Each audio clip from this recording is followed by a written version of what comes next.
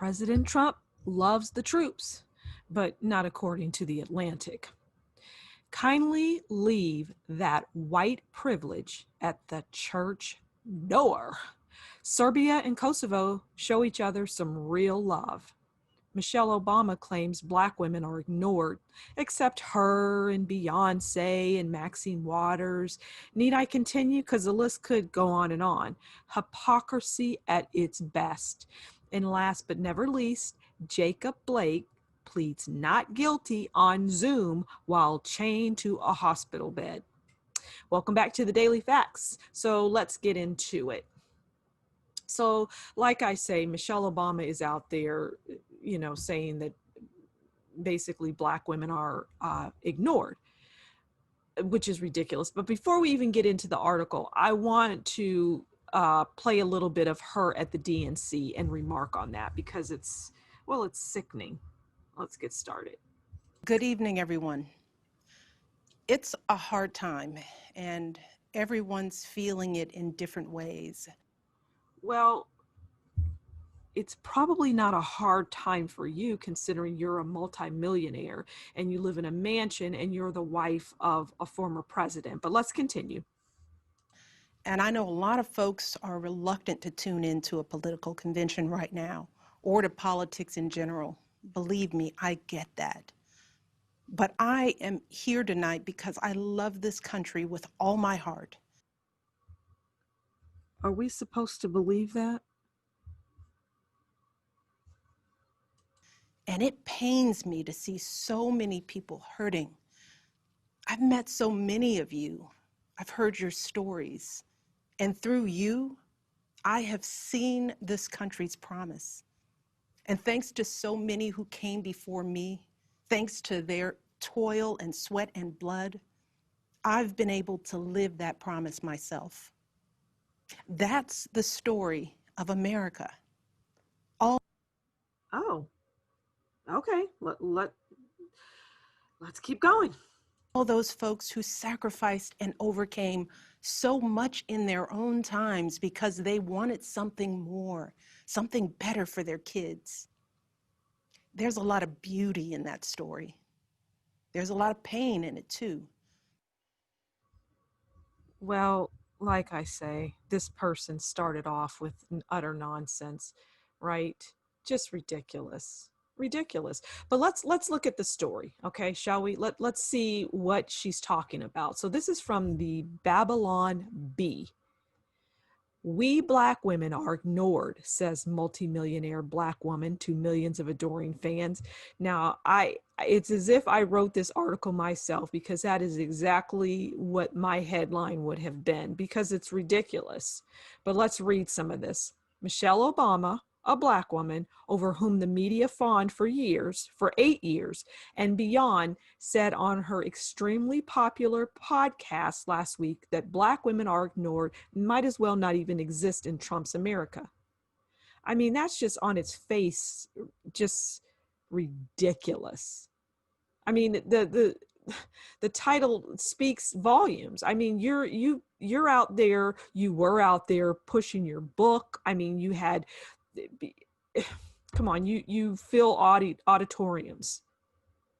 I'm not sure why, because you don't have anything relevant to say, but anyway, let's keep going.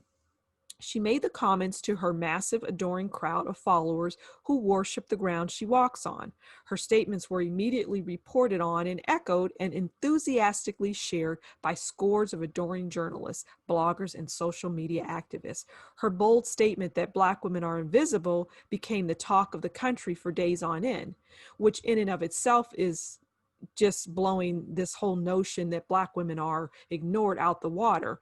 I mean, you have journalists following you. It blew up. I'm talking about it, so my listeners will hear. I mean, and it just kind of goes on and on and on. But yet you are being ignored because the last time I checked, you were a Black woman.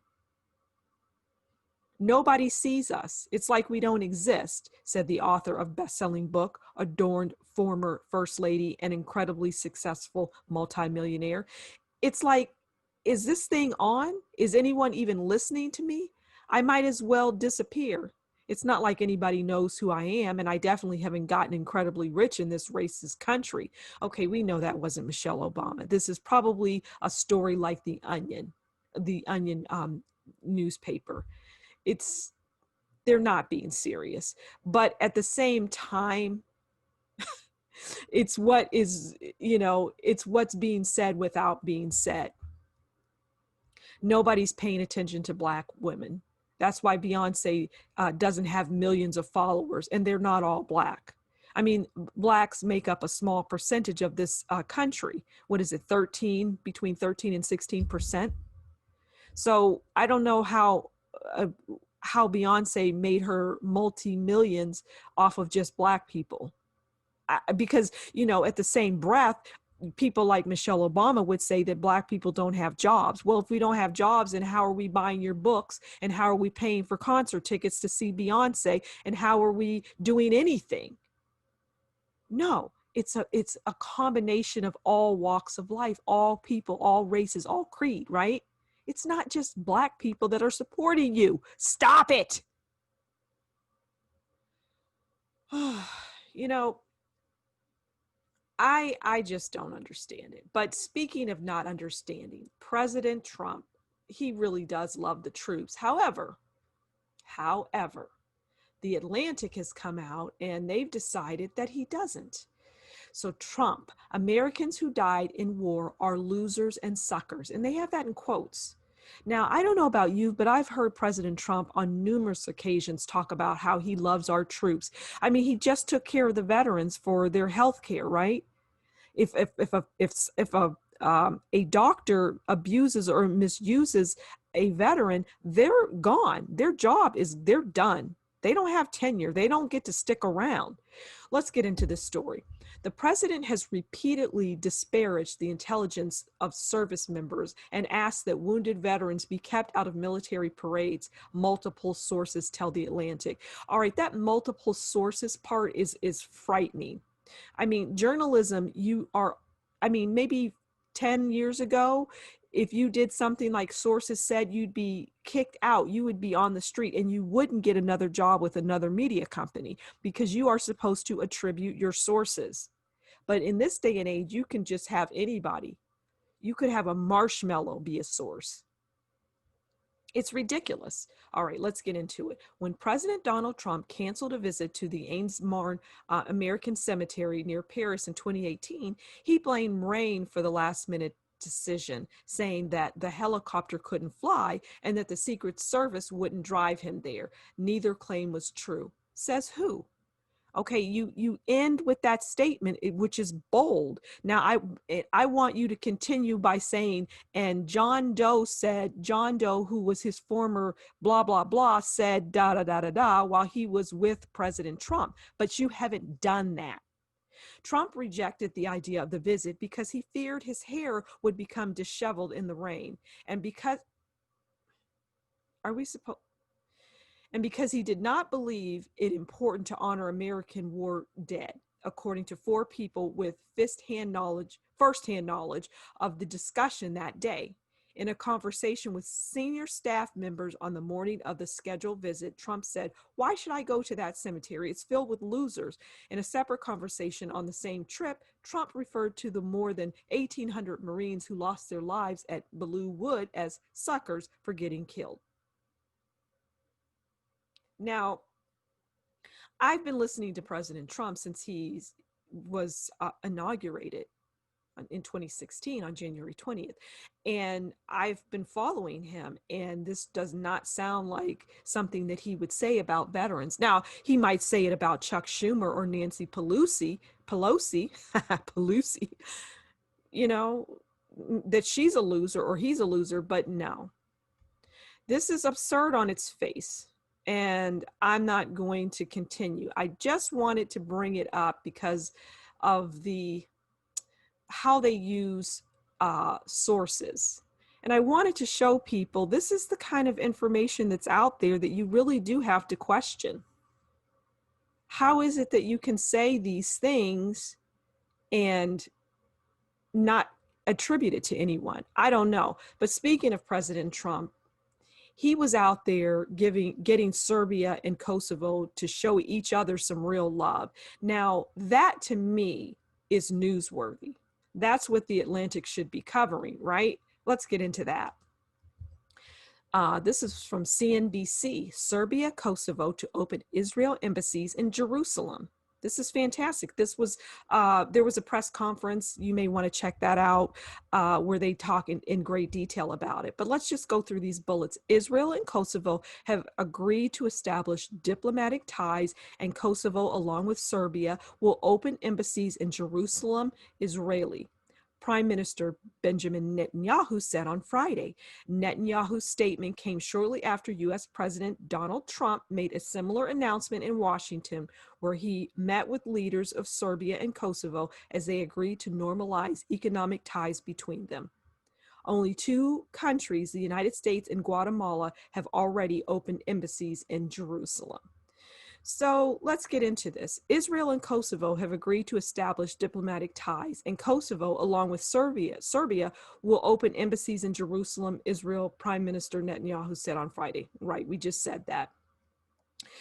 Let's see, Kosovo will be the first country with a Muslim majority to open an embassy in Jerusalem, Netanyahu said. I mean, this is great news. As I've said in recent days, the circle of peace and recognition of Israel is expanding, and more countries are expected to join. I mean, this is unbelievable. It's really quite impressive what President Trump has done. He is bringing people together. He's making peace. You don't hear him going to war, talking about going to war. He's made peace with North Korea and Kim Jong-un.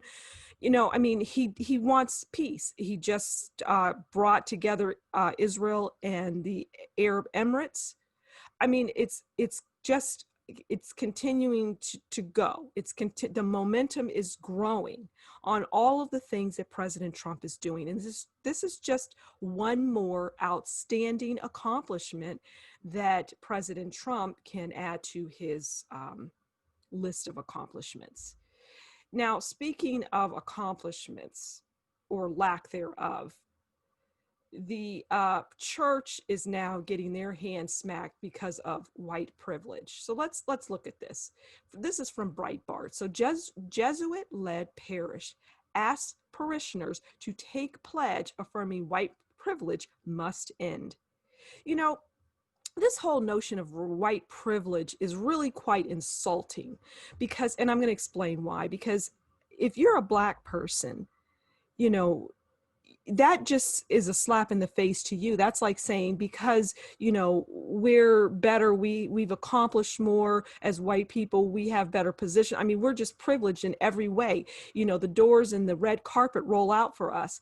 Well, that's just like, when you make that kind of statement, then you're leaving every other group out, namely Blacks, and saying, well, you don't get that treatment. And it's not true. It's not true that you're not respected in the workplace, or you may not, or you have the red carpet rolled out for you. I mean, it's ludicrous on its face to assume that all white people are privileged. I mean, everybody has some privileges. I mean, everybody does. Anyway, I'm done trying to explain. So let's get into this article. The pastor of a New York City, I could probably just stop there. It's New York. Okay. The pastor of a New York City Jesuit-led Roman Catholic parish is asking his parishioners to recite a pledge for racial justice during Mass that affirms white privilege and the culture of white supremacy must be dismantled. Oh my God. The parish notes on its website, the pledge came from the First Unitarian Church of Dallas, Texas, and was revised by St. Francis Xavier. The pledge states the parish joins with people throughout the world in committing itself to racial justice and asks parishioners to respond yes to these questions. All right, let's look at these questions, because do you support justice, equality, and compassion in human relations? Okay. Do you affirm that white privilege is unfair and harmful to those who have it and to those who do not? I mean, like I say, everybody has some privilege. I mean, the world is not going to erase privilege. You know, I mean, I would say that black people have privilege when they're out there screaming in people's faces, namely white people, saying, say their name. To me, that's a privilege. It's a privilege I wouldn't want to be able to scream in someone's face. It should be illegal, but nevertheless, it's happening. You're privileged, blacks, by being getting airtime. That's a privilege, to be able to go on to CNN and talk about how you feel you're being oppressed and how you feel there's so much white privilege. Do you support racial equality, justice, and liberation for every person? Do you affirm the inherent worth of dignity of every person? Will you strive daily to eliminate racial prejudice from your thoughts and actions so that you can better promote the racial justice efforts of our church? I mean, I, it, I'm speechless. But you get the idea. This is probably going to be widespread at some point. They're not going to stop there. I mean, it's going to, next thing when you go to the grocery store, they're going to tell you to check your white privilege at the door. So when you go grocery shopping, you can't buy white milk because it's white. You have to get just chocolate milk. I mean, that's lunacy, right? Well, let's move on to Jacob Blake because, he's going to be in the news until he's not in the news. And he was, well, let's just get into it. Paralyzed Jacob Blake dons shirt and tie and pleads not guilty from his hospital bed via Zoom as he faces sexual harassment charge. So Jacob Blake is in a hospital bed on Zoom pleading not guilty. All right, let's just read some of these bullets. So Jacob Blake, 29, waved to Kenosha County Commissioner during his plea hearing from his hospital bed on Friday. Blake pleaded not guilty to third-degree sexual assault, misdemeanor, trespassing, and disorderly conduct. Okay, so these are the things that he is being accused of. Charges stem from an incident in July involving his ex-girlfriend. I don't know if that's the same girlfriend who was crying when he was being shot. I don't know, but on August 23rd, Blake was shot 7 times in the back by Kenosha, Wisconsin police officer Rustin Shesky during attempt to serve him with warrant. Shooting left Blake paralyzed from the waist down and ignited days of violent protests in Kenosha where people were killed and injured. And we all know how that story ended. So Jacob Blake is laying up in a hospital bed and he is pleading guilty. There he is right there. He's putting his hand up. I'm assuming this is his attorney. And it's a mess. So the 29-year-old who was paralyzed from the waist down after being shot 7 times in the back by police, okay, they keep making that point. We all know that he was shot, but we need to let the facts come out. Okay, we need to know all the facts before we start, making claims. He appeared in good spirits as he reclined on the bed at Forded Hospital wearing a light blue dress shirt and a yellow tie. Appearing via Zoom, Blake raised his hand to greet Lauren Keating, a Kenosha County Judicial Court Commissioner. I mean, there he is there. I mean, it's unfortunate that he's paralyzed, but again, we just don't know how he got himself into this situation. So we're going to wait until the facts come out. But his lawyer, Patrick Cafferty, sitting in a chair beside him, noted that Blake had been working as a painter and that he had no prior criminal record or convictions in any state.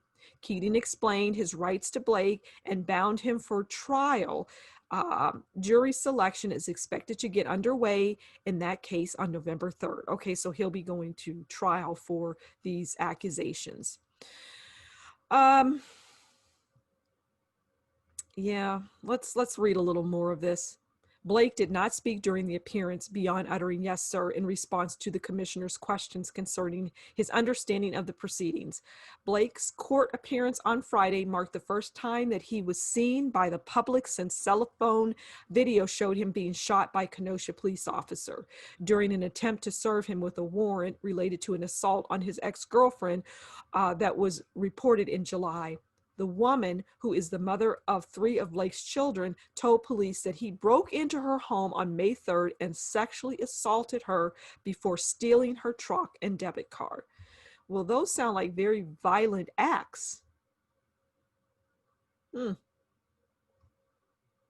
Okay, well, we're going to leave it there. We get the idea. So, yeah, we'll keep you posted here at the Daily Facts on what's happening with the Jacob Blake case. Thanks for stopping by the Daily Facts. Do like, share, subscribe, and leave a comment below. Bye.